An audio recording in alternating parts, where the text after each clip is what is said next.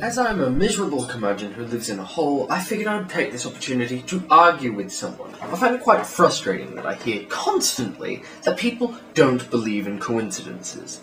And it seems to me that people must have forgotten the origin of the word coincidence if they can truly no longer believe in it. Just think about it. It really isn't that far from its actual makeup.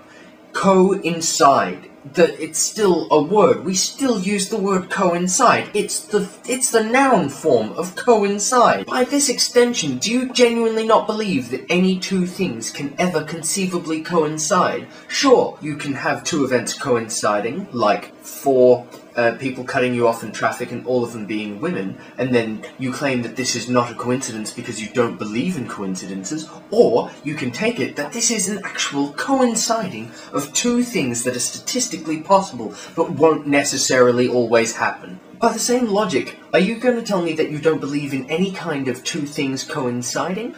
So, for example, on the odd year, a public holiday, such as the Australian Anzac Day, will coincide with a Sunday. If you don't believe in coincidences, would you then try and convince me that there was never going to be any Sunday that was going to have an Anzac Day associated with it? And then, by extension, would you go ahead and say that, therefore, it can't coincide with any day because you don't believe in coincidences? Coincidences aren't like fairies. Any two things that are not mutually exclusive can coincide, and that is technically a coincidence.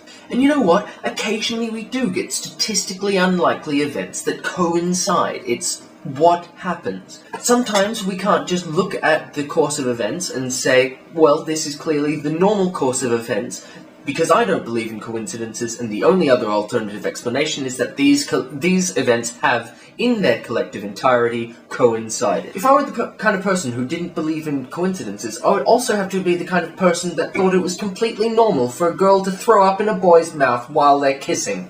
If I deduct coincidences from this analysis, I would have to conclude that those 4 girls in a row, because I had an exciting early dating life, must be just a perfect representation of how people do that romancy thing that they do.